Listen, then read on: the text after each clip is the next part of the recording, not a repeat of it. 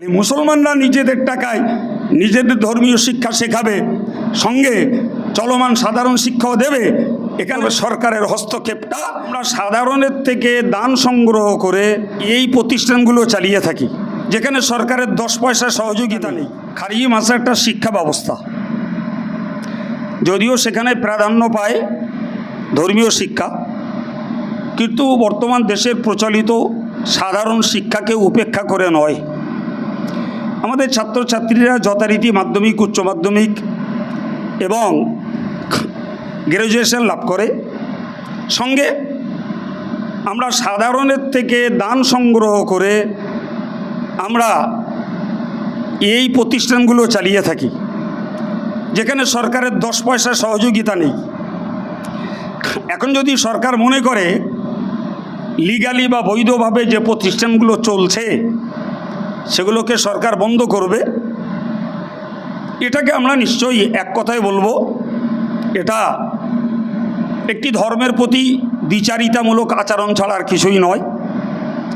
তা না হলে বৈধভাবে লিগালি যে সমস্ত প্রতিষ্ঠানগুলো চলছে সেখানে সরকার পয়সা দিয়ে চালায় না, মুসলিম সমাজের দাতা মানুষেরাই তাদের দান দিয়ে একদিকে ধর্মীয় শিক্ষাও শেখায়, অপরদিকে আমাদের ছাত্রছাত্রীরা যথেষ্ট পরিমাণে সাধারণ শিক্ষায় ব্যুৎপত্তি লাভ করে। এই জায়গায় দাঁড়িয়ে সরকারের যে সমস্ত সংশ্লিষ্ট আধিকারিক এবং জনপ্রতিনিধিরা এ কথাগুলো বলছেন, আমরা তাদেরকে একান্তভাবে অনুরোধ করব, আপনারা এই একচেটিয়া কথা আর একচেটিয়া সিদ্ধান্ত নেওয়া বন্ধ করে প্রকৃতপক্ষে কাদের পরিকাঠামো ঠিক আছে সেগুলোকে দেখুন।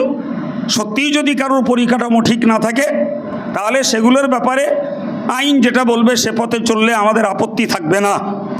ফলে আমরা সরকারের কাছে দাবি করব, বৈধ এবং সুষ্ঠু পরিকাঠামোর প্রতিষ্ঠানগুলো যেমন চলছে তেমন চলতে দেয়া দরকার। এবং আগামী দিনে সরকার যদি মনে করে যে এরা বেসরকারি হলেও এদের পিছনে আমরা কিছু উন্নয়নমূলক সহযোগিতা করব, তাহলে সরকার এগুলোকে সূক্ষ্ম থেকে সূক্ষ্মভাবে দেখুক এবং তাদের উন্নয়নের কিছু অংশ এতে কেউ দিতে তারা তৎপর হন, তবে সরকারের পক্ষ থেকে এই সূক্ষ্ম অনুসন্ধান করার যুক্তি আছে। যদি মনে করেন আমরা কিছু দেবো না, তাহলে মুসলমানরা নিজেদের টাকায় নিজেদের ধর্মীয় শিক্ষা শেখাবে, সঙ্গে চলমান সাধারণ শিক্ষাও দেবে।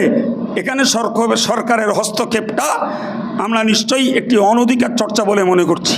সরকারকে ভাবতে হবে মিথ্যা অপপ্রচারে কান্না দিয়ে আর ধর্মের মেরুকরণের রাজনীতি না করে প্রতিহিংসার ঊর্ধ্বে উঠে ভাবতে হবে খারিজি মাদ্রাসায় জঙ্গি বা আতঙ্কবাদী তৈরি হয় না। আপনাদের জানতে হবে মৌলানা আবুল কালাম আজাদ, যিনি ভারতবর্ষের প্রথম শিক্ষামন্ত্রী, তিনি খারিজি মাদ্রাসায় পড়া মৌলানা। স্বাধীনতা সংগ্রামী মৌলানা ওবায়দুল্লাহ সিন্ধি, মৌলানা মোহাম্মদ আলী, মৌলানা শওকত আলী, মৌলানা হিফজুর রহমান, মৌলানা ফজলে হক খায়রাবাদী, এনাদের মতো মানুষগুলো সব খারিজি মাদ্রাসায় পাস করা মৌলানা। আমরা যদি বাংলার দৃষ্টিতে দেখি, ফুরফুরা পীর আবু বকর সিদ্দিক আল কুরাইশি, তিনি ছিলেন 20 শতাব্দীর যুগ সংস্কারক, তিনিও খারিজি মাদ্রাসায় পড়া মৌলানা। বসিরহাটের পীর মৌলানা রুহুল আমিন সাহেব রহমতুল্লাহ আলাইহি, তিনিও খারিজি মাদ্রাসায় পড়া মৌলানা। এবং এই অ্যাসেম্বলির মেম্বার ছিলেন মরহুম ফজলুর রহমান দরগাপুরি, তিনিও খারিজি মাদ্রাসায় পড়া মৌলানা। সুতরাং খারিজি মাদ্রাসা থেকে যে জঙ্গি এবং আতঙ্কবাদী তৈরি হয় না, তা সর্বভারতীয় ফিগারে লক্ষ্য করলে এবং বাংলার ফিগারে লক্ষ্য করলে স্পষ্ট প্রতীয়মান হয় যে দেশের বড় বড় সাধু পণ্ডিত এবং শান্তিপ্রিয় মানুষগুলো যারা দেশের সংস্কার করেছেন, দেশের শান্তি শৃঙ্খলার জন্য তারা আত্মনিয়োগ করেছেন, সর্বোপরি ইংরেজদের অনুশাসন থেকে জাতিটাকে যারা মুক্ত করেছেন, তারাও সব খারিজি মাদ্রাসায় পড়া মৌলানা। ফলে আগামীতে এই খারিজি মাদ্রাসা চলতে থাকলে আমরা আশা করতে পারি উৎকর্ষী হিসাবে আরো শান্তিপ্রিয় এবং দেশত্ববোধের মৌলানা এই খারিজি মাদ্রাসা উৎপাদন করবে।